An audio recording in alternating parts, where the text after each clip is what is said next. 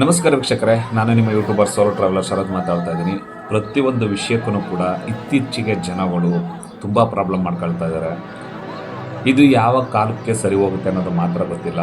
ನಾನು ಕೆಲವೊಂದು ಕ್ಲಿಪ್ಗಳನ್ನು ಹಾಕ್ತಾ ಇರ್ತೀನಿ, ದಯಮಾಡಿ ನೋಡ್ಕೊ ಬನ್ನಿ. ಈ ವಿಡಿಯೋ ನೋಡ್ತಿರೋರು ಅಷ್ಟೇ, ಏನೇ ಕೋಪ ಇದ್ರೂ ಕೂಡ ಸ್ವಲ್ಪ ಕಂಟ್ರೋಲ್ ಮಾಡ್ಕೊಳ್ಳಿ. ಯಾಕೆಂದರೆ ಒಂದು ಕೋಪದಿಂದ ಕೆಲವು ಮನೆ ಕೂಡ ಹಾಳಾಗುತ್ತೆ. ಅದನ್ನು ನಾನು ಯಾವುದೋ ಒಬ್ಬರು ಸ್ಟೋರಿ ಕೇಳಿದೆ, ನಿಜವಾಗ್ಲೂ ಅವನೆಂಥ ವ್ಯಕ್ತಿ ಅಂದರೆ ಅಂಥ ವ್ಯಕ್ತಿ ಅಲ್ಲ, ತುಂಬ ಒಳ್ಳೆ ಮನುಷ್ಯ. ಆದರೆ ಅವ್ನು ಯಾಕೆ ಆ ಥರ ಆದ, ಅವ್ನಿಗೆ ಯಾಕೆ ಆ ಥರ ಪಟ್ಟ ಕಟ್ಟಿದ್ರು ಅನ್ನೋದು ನಾನು ಅವರು ಯಾರೋ ಅಂತ ಹೇಳಲ್ಲ. ಈ ವಿಡಿಯೋ ನೋಡಿದವರು ಕಮೆಂಟ್ ಮೂಲಕ ತಿಳಿಸ್ಬೋದು. ಆದರೆ ಕೋಪ ಅನ್ನೋದು ಮನುಷ್ಯನ ಲೈಫ್ನ ಹಾಳು ಮಾಡಿಬಿಡುತ್ತೆ. ಹಾಗಾಗಿ ಆ ಕೋಪದ ಕೈಗೆ ಬುದ್ಧಿ ಕೊಡೋಕೆ ಹೋಗಬೇಡಿ ಯಾವಾಗ್ಲೂ. ಯಾಕೆಂದರೆ ಇವತ್ತಿನ ಕಾಲ ಇರೋದೇ ಹಾಗೆ, ಮಾತೆತ್ತಿದ್ರೆ ಜಗಳ ಯಾವ್ದಾವ್ದಕ್ಕೆ ಮಾಡ್ಕೊತಾ ಇದ್ದೀರಾ ಅಂತ ಅದನ್ನು ಹೇಳ್ಬಿಡ್ತೀನಿ. ಒಂದು ಪ್ರೀತಿ ವಿಷಯದಲ್ಲಿ ಜಗಳ ಮಾಡ್ಕೊತಾ ಇದ್ದೀರಾ, ಇನ್ನೊಂದು ಬೈಕ್ ಓಡಿಸ್ತಾ ಇರ್ತೀರಾ, ಕಾರ್ ಓಡಿಸ್ತಾ ಇರ್ತೀರಾ, ಅಥವಾ ಸ್ವಲ್ಪ ಏನೋ ಓವರ್ಟೇಕ್ ಮಾಡಿದ್ರು, ಸ್ವಲ್ಪ ಏನೋ ಟಚ್ ಆಗಿಬಿಡ್ತು, ಅಷ್ಟಕ್ಕೆ ಜಗಳ ಸ್ಟಾರ್ಟ್.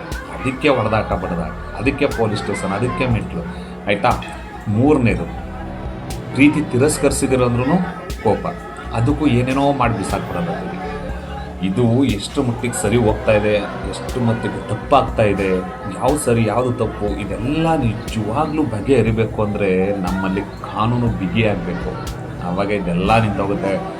ನಾನು ಒಬ್ಬನೇ ಕನ್ನಡಿಂದ ಬಡ್ಕೊಂಡು ಸಾಯೋದು ಸೋಷಿಯಲ್ ಮೀಡಿಯಾದಲ್ಲಿ, ಎಲ್ಲರೂ ನಮ್ದೇನು ಜೀವನ ಮಾಡಿ ಅಂತ ನಾನು ಒಬ್ಬನೇ ಬಡ್ಕೊಂಡು ಸಾಯೋದು. ಎಲ್ಲರೂ ಒಬ್ಬರು ಅವತ್ತು ನನಗೆ ಸಿಕ್ಕಿದ್ರು, ಸರ್ ಇನ್ಸ್ಟಾಗ್ರಾಮಲ್ಲಿ ನಿಮ್ಮ ವಿಡಿಯೋ ನೋಡ್ತಾ ಇರ್ತೀವಿ ಸರ್, ನಿಜವಾಗ್ಲೂ ತುಂಬ ಒಳ್ಳೆ ಕಂಟೆಂಟ್ ಮಾಡ್ತಾ ಇದ್ದಾರೆ, ಜನಕ್ಕೆ ಆದಷ್ಟು ಮೋಟಿವೇಶನ್ ಮಾಡ್ತಾ ಇದ್ದಾರೆ, ಈ ಥರ ಪ್ರಪಂಚದಲ್ಲಿ ಯಾವ ಥರ ಬದುಕಬೇಕು ಅನ್ನೋದನ್ನು ಕೂಡ ಹೇಳ್ಕೊಡ್ತಾ ಇದ್ದೀರಾ.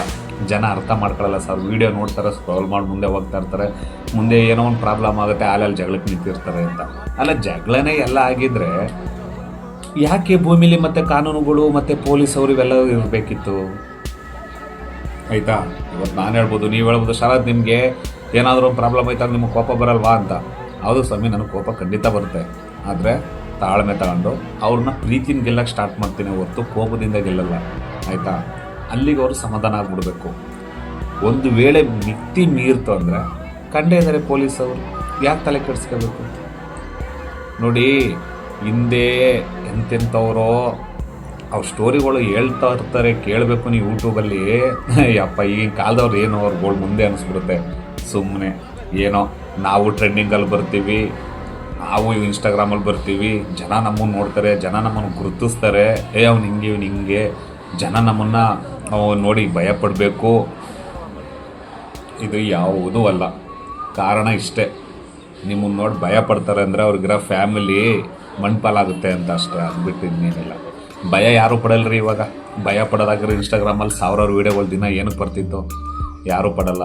ಏನೋ ತಪ್ಪು ಮಾಡಿರ್ತಾರೆ, ಆಯಿತು ಸರ್ ಅದೇನು ನೋಡೋಣ ಬನ್ನಿ, ಅಷ್ಟಿಗಿರಬೇಕೇ ಹೊರತು ಪಡ್ದಾಟನೇ ಇಲ್ಲ. ಅಯ್ಯಪ್ಪ, ಈ ಆಸ್ತಿ ವಿಚಾರ ಬಂದಿರೋದಕ್ಕಂತೂ ಏನು ದಿನ ಇನ್ಸ್ಟಾಗ್ರಾಮ್ ತೆಗಿತಿದ್ದಂಗೆ ಫುಲ್ಲು ಬರೀ ಅವ್ರದ್ದೇ ವೀಡಿಯೋಗಳು, ಗದ್ದೆ ಒಳಗೆ ಹೊಡೆದಾಟೋದು.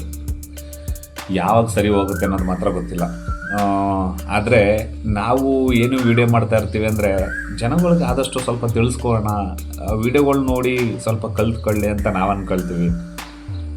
ಅದು ಆ ಥರ ಆಗೋದೇ ಇಲ್ಲ. ಯಾಕೆಂದರೆ ನಡೆದು ಬಂದಿರೋ ಜೀವನನೇ ಹಂಗಾಗ್ತಾ ಇದೆ, ಏನೂ ಮಾಡೋಕ್ಕಾಗ್ತಾ ಇಲ್ಲ. ಪರಿಸ್ಥಿತಿ ದೇವರು ಮೇಲೆ ಕೂತ್ಕೊಂಡು ನೋಡ್ತಾ ಇದ್ದಾನೆ. ಇವತ್ತಿನ ಕಾಲದಲ್ಲಿ ದುಡ್ಡೆಲ್ಲ ಸಂಪಾದನೆ ಮಾಡ್ತಾ ಇದ್ದಾರೆ, ನೆಮ್ಮದಿಯಾಗಿರೋಕ್ಕೆ ಯಾರನ್ನೂ ಬಿಡ್ತಾ ಇಲ್ಲ. ಇದನ್ನು ನೆನ್ಪಿಟ್ಕೊಳ್ಳಿ. ಇವತ್ತು ಪ್ರತಿಯೊಬ್ಬರು ಸಂಪಾದನೆ ಮಾಡ್ತಾ ಇದ್ದೀರಾ, ಯಾರು ಕೂಡ ನೆಮ್ಮದಿಯಿಂದಿರೋಕ್ಕಾಗ್ತಾ ಇಲ್ಲ.